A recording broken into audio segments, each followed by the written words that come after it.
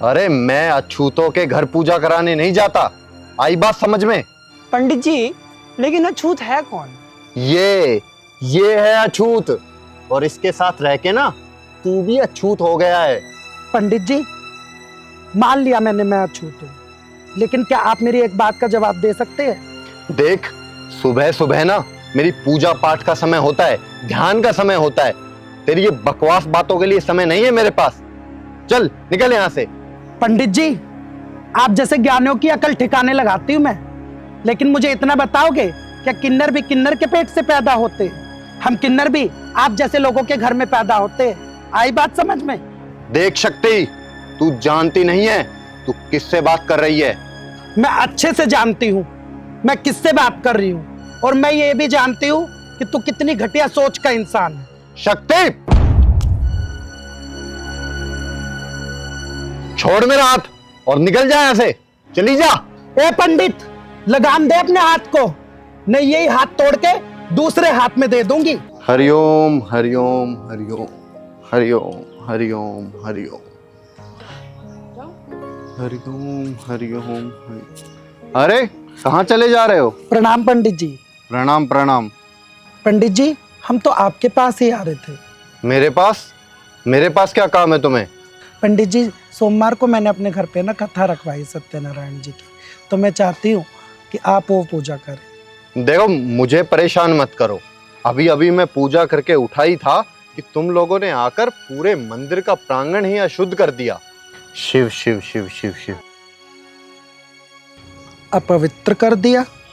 दीदी, ये पंडित जी इतना हड़बड़ा क्यों रहे हैं? ऐसी कोई बात नहीं है मुरली, इनका स्वभाव ही ऐसा है, लेकिन हमें तो पूजा करानी है ना। हाँ। चल एक बार फिर और बात करके देखते हैं।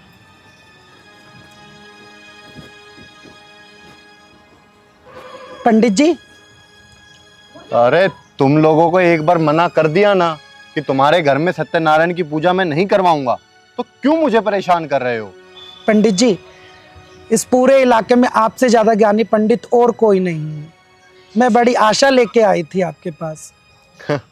हाँ, वो तो है कि मुझ जैसा ज्ञानी, परम ज्ञानी, ब्रह्म ज्ञानी कोई नहीं मिलेगा। अरे पंडित ज्ञानचंद चतुर्वेदी की बराबरी भला और कौन करेगा ज्ञान में। लेकिन फिर भी तुम्हारे इतनी बड़ाई करने के बावजूद भी मैं तुम्हारे घर पूजा करने नहीं आऊंगा। बड़ी आई कथा करवाने वाली। पंडित जी। क्या है, बोलो। पंडित जी, यही तो मैं पूछना चाहती हूँ कि आप मेरे घर में पूजा क्यों नहीं करवाना चाहते? जो आपकी दक्षिणा होगी मैं जरूर दूंगी। अरे मैं अछूतों के घर पूजा कराने नहीं जाता। आई बात समझ में? पंडित जी, लेकिन अछूत है कौन? ये है अछूत, और इसके साथ रह के ना तू भी अछूत हो गया है। पंडित जी, मान लिया मैंने मैं अछूत हूँ, लेकिन क्या आप मेरी एक बात का जवाब दे सकते हैं? देख, सुबह सुबह ना मेरी पूजा पाठ का समय होता है, ध्यान का समय होता है। तेरी ये बकवास बातों के लिए समय नहीं है मेरे पास। चल निकल यहाँ से। पंडित जी, आप जैसे ज्ञानियों की अकल ठिकाने लगाती हूँ मैं, लेकिन मुझे इतना बताओगे, क्या किन्नर भी किन्नर के पेट से पैदा होते? हम किन्नर भी आप जैसे लोगों के घर में पैदा होते? आई बात समझ में? देख शक्ति, तू जानती नहीं है तू किससे बात कर रही है। मैं अच्छे से जानती हूँ मैं किससे बात कर रही हूँ, और मैं ये भी जानती हूँ कि तू कितनी घटिया सोच का इंसान है। शक्ति, छोड़ मेरा हाथ और निकल जा यहाँ से। चली जा। ए पंडित, लगाम दे अपने हाथ को, नहीं यही हाथ तोड़ के दूसरे हाथ में दे दूंगी। दीदी, ये कैसा ज्ञानचंद है? हाँ मुरली, अब इस ज्ञानचंद के दिमाग का ढक्कन खोलने का टाइम आ गया। हाँ ओए पंडित, तूने मुझे अछूत कहा ना, अब तू मुझे ये बता, जिस घर में मैं पैदा हुई हूँ वो भी तो अछूत हुआ ना। इस समाज में ना जाने मेरे जैसे कितने ही किन्नर हैं, और वो भी इस समाज की ही देन है। तो ये समाज भी अछूत हुआ ना, और ये समाज अछूत हुआ तो तू भी अछूत हुआ। बोल। देख शक्ति, मैं तेरे जैसों के मुंह नहीं लगता। तू क्या, तेरे पूर्वज भी सुनेंगे। हम किन्नर इस समाज की ही देन है। लड़का लड़की हो जाए तो वाह, और हम किन्नर हो जाए तो अछूत। इतना दोगलापन लाता कहाँ से समाज? दीदी चलो छोड़ो, इसके मुंह नहीं लगते हैं, ना जाने किस मिट्टी का बना हुआ है। नहीं मुरली, मुझे इन जैसे लोगों को अच्छी तरीके से समझाना आता है। अरे ओ पंडित, तू अपने आप को महाज्ञानी महापंडित मानता है ना, तो मुझे ये बता, तेरा भगवान अलग और मेरा भगवान अलग है क्या? आसमान से जो सूरज निकलता है उसकी गर्मी खाली तुम लोगों को मिलती है क्या? हम लोगों को नहीं मिलती। ये जो शीतल पवन बह रही है ये खाली तुम लोगों को ठंडक देती है क्या? हम किन्नरों को नहीं देती? जब ये धरती अछूत नहीं मानती हमको और ये आसमान हमको अछूत नहीं मानता, तो तुम जैसे लोग हम किन्नरों को कैसे अछूत मान सकते हो? कैसे बोल सकते हो अछूतों में?